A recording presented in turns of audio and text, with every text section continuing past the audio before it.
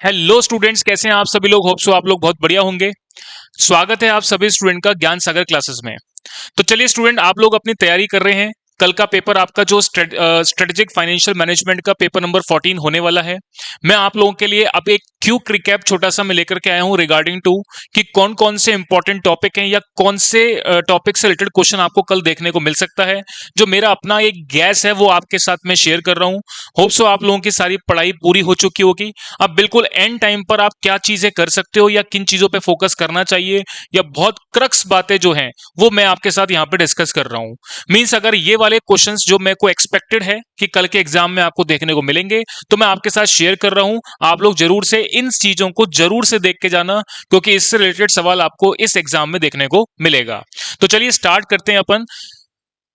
SFM के paper के अंदर जो इंपॉर्टेंट मींस कल के एग्जाम में आपको देखने को मिल सकता है उसका एक short summary point of view मैं आपको यहां इंडेक्स से बता रहा हूं कि क्या क्या चीजें अपनी इंपॉर्टेंट हैं। देखिए, अपने को सबसे पहले एमसीक्यू क्वेश्चन के अलावा जो बड़े क्वेश्चन हैं उसके अंदर बात करें तो सेकंड का ए पार्ट आपको कैपिटल बजटिंग का सवाल देखने को मिलता है। और कैपिटल बजटिंग का जो सवाल आपको देखने को मिलेगा वो रिप्लेसमेंट का सवाल देखने को मिलेगा, क्योंकि लास्ट अटेम्प्ट के अंदर जो क्वेश्चन पूछा गया था वो एनपीवी की कैलकुलेशन से रिलेटेड पूछा गया था, जबकि हर बार रिप्लेसमेंट से सवाल आता है। तो इस बार आपको रिप्लेसमेंट का सवाल देखने को मिलेगा। तो कैपिटल बजटिंग में रिप्लेसमेंट आपको जरूर से देख करके जाना है कि अगर हम एक असेट को हटा के दूसरे असेट लाते हैं तो रिप्लेसमेंट के डिसीजन मेकिंग को कैसे बनाया जाता है। तो कैपिटल बजटिंग के अंदर आपको ये सवाल देखने को मिलेगा। इसके अलावा जो छोटी मोटी कैलकुलेशंस हैं वो आपको ऑब्जेक्टिव क्वेश्चंस में देखने को मिलेंगी। बड़े क्वेश्चंस की बात मैं यहां पर कर रहा हूं।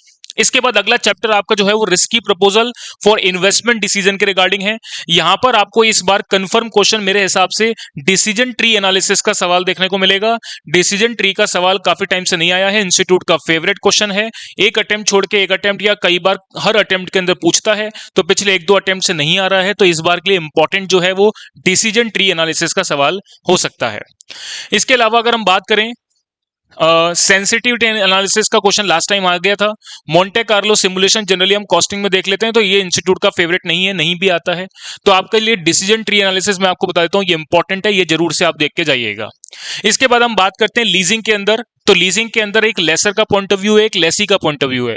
तो यहां पर लेसी के पॉइंट ऑफ व्यू से जो ब्रेक इवन लीज रेंटल की कैलकुलेशन बनाते हैं या बाइंग ऑप्शन और लीज ऑप्शन में से हम ऑप्ट करते हैं, तो इस पर्टिकुलर सिनेरियो का सवाल आपको देखने को मिल सकता है, जो कि मेरे हिसाब से लेसी के पॉइंट ऑफ व्यू का सवाल इस बार देखने को मिल सकता है।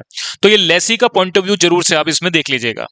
सिक्योरिटाइजेशन का चैप्टर तो आपको अपने आप में पूरा पढ़ना ही है, क्योंकि इसमें से एक थ्योरी का क्वेश्चन आपका बनता है जो आपको मैंडेटरी तौर पे करना होता है। इसके बाद हम बात करते हैं सेक्शन बी वाले पार्ट पर। सेक्शन बी वाले पार्ट में हमारा एक चैप्टर है जिसमें इक्विटी वैल्यूएशन और बॉन्ड वैल्यूएशन के सवाल में से इक्विटी वैल्यूएशन क्योंकि लास्ट अटेम्प्ट में आ चुका था, तो इस बार चांसेस जो है वो बॉन्ड वैल्यूएशन के सवाल देखने को मिलेगा। तो बॉन्ड वैल्यूएशन को आप जरूर से पढ़ के जाना, इसको आपको कंप्लीट पढ़ करके जाना है। छोटा सा चैप्टर है पर आपको पढ़ना कंप्लीट है। इसके बाद हम बात करते हैं म्यूचुअल फंड्स के सवाल में। म्यूचुअल फंड्स के अंदर हमको दो टाइप के क्वेश्चन देखने को मिलते हैं। एक एनएवी की कैलकुलेशंस होती है और एक different type of ratios, mean Sharpe ratio, Treynor ratio, Jensen alpha ratio, Morningstar index, इससे रिलेटेड क्वेश्चंस देखने को मिलते हैं। तो यहां पर मैं आपको बता देता हूं, पिछले अटेम्प्ट के अंदर हमको रेशियो से रिलेटेड सवाल देखने को मिले थे, तो इस बार एनएवी की कैलकुलेशन से रिलेटेड सवाल आपको देखने को मिलेगा। तो जरूर से आप इसको पढ़ लीजिएगा। एनएवी की सवाल इस बार देखने को मिल सकता है। मैं बिल्कुल शॉर्ट एंड क्रक्स बात बता रहा हूं जिससे रिलेटेड सवाल आपको देखने को मिलेगा। इसके बाद हम बात करते हैं पोर्टफोलियो मैनेजमेंट के अंदर। तो पोर्टफोलियो मैनेजमेंट में आपका एक सवाल आता है मॉडर्न पोर्टफोलियो थ्योरी से, एक सवाल आता है आपका कैपिटल मार्केट थ्योरी से, और एक सवाल आता है आपका आर्बिट्रेज प्राइसिंग थ्योरी से। तो मैं आपको बता दूं, यहां पर एक सवाल आपको जो कल के एग्जाम में मिल सकता है वो मॉडर्न पोर्टफोलियो थ्योरी और कैपिटल मार्केट थ्योरी के मिक्स करके सवाल मिलेगा, जिसमें capital market line, security market line, इसके अलावा करेक्टरिस्टिक लाइन, इनसे रिलेटेड सवाल आपको जरूर एक देखने को मिलेगा। और मॉडर्न पोर्टफोलियो थ्योरी के कुछ पोर्टफोलियो रिस्क की कैलकुलेशन या पोर्टफोलियो रिटर्न की कैलकुलेशन से रिलेटेड सवाल भी इसके अंदर मिक्स होगा।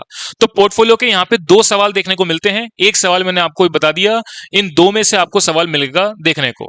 चलिए आगे की बात करते हैं। पोर्टफोलियो के बाद अब मैं बात करता हूं यहां पर सबसे important derivative and forex. Derivative forex के अंदर इंपॉर्टेंट क्या है, सबसे पहले हम बात कर लेते हैं डेरिवेटिव की। देखिए डेरिवेटिव में आपके पास 4 टॉपिक हैं। इसमें कल के सवाल में, कल के एग्जाम के अंदर जो मेन इंपॉर्टेंट दिसंबर 2024 के हिसाब से मैं बता रहा हूं, स्वैप का क्वेश्चन आपको देखने को मिल सकता है। स्वैप आपको बहुत जरूर से पढ़ के जाना है। इसके अलावा फ्यूचर्स एंड फॉरवर्ड ऑप्शंस दोनों ही अपने आप में इंपॉर्टेंट चैप्टर्स हैं। फ्यूचर एंड फॉरवर्ड में जो है स्टॉक फ्यूचर से रिलेटेड क्वेश्चन आपको देखने को मिल सकता है। स्टॉक फ्यूचर आपको जरूर से पढ़ना है और इसके अंदर जो बीटा कैलकुलेशन बनती हैं और स्टॉक फ्यूचर से रिलेटेड जो क्वेश्चंस बनते हैं वो आपको देखने हैं। ऑप्शंस के अंदर मैं बात करूं तो नॉर्मल ऑप्शंस के क्वेश्चन आपको ऑब्जेक्टिव में देखने को मिलेंगे। इसके अलावा वैल्यूएशन मॉडल्स के अंदर बाइनोमियल मेथड जो है उससे रिलेटेड क्वेश्चन आपको कल के एग्जाम में देखने को मिल सकता है। तो ऑप्शंस के अंदर आपको ऑप्शन वैल्यूएशन मॉडल में बाइनोमियल मेथड को जरूर से देखना है। इसके अलावा स्वैप का क्वेश्चन मैंने आपको कहा है कि स्वैप का क्वेश्चन यहां पर देखने को मिल सकता है, तो स्वैप आप जरूर से पढ़ के जाएंगे। इसके अलावा अगर मैं बात करूं तो फॉरेन एक्सचेंज के अंदर बेसिक क्वेश्चन जो नॉर्मल क्रॉस रेट या बिड रेट, आस्क रेट से रिलेटेड सवाल, जो छोटे मोटे सवाल बनते हैं वो तो ऑब्जेक्टिव के अंदर कंफर्म आते ही आते हैं। इसके अलावा मनी मार्केट हेज का सवाल आपको कल देखने को मिल सकता है। तो मनी मार्केट हेज और हेजिंग प्रोसेस जो है वो जरूर से आप देख के जाइएगा, जिसमें मैं फॉरेन करेंसी डेरिवेटिव्स की बात कर रहा हूं और यहां पर कुछ आर्बिट्रेज से रिलेटेड सवाल देखने को मिलता है। फॉरवर्ड मार्केट हेज या आर्बिट्रेज हेज, या मैं आपको बात करूं मनी मार्केट हेज का सवाल आपको देखने को मिल सकता है। कैंसिलेशन एक्सटेंशन को अगर आप नहीं भी करेंगे तो भी कोई दिक्कत नहीं है, मतलब पढ़ना तो अपने को अल्टीमेटली सारा है, बट मैं मोटे मोटे पॉइंट बता रहा हूं कि मनी मार्केट हेज का सवाल कल देखने को मिल सकता है, तो ये आप जरूर से पढ़ के जाइएगा।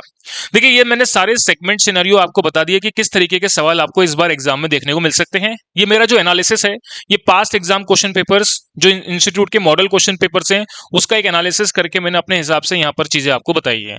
तो आप लोग अपनी पढ़ाई को कंप्लीट रखें और जो भी बातें मैंने आपको बताई हैं बस इसको एक बार छोटा सा गो थ्रू और कर लें, ताकि आपको कल एग्जाम के अंदर इनसे रिलेटेड क्वेश्चन में कहीं कोई गलती ना हो।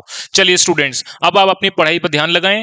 ऑल द बेस्ट कल के एग्जाम के लिए, आपका पेपर अच्छा हो। Thank you very much.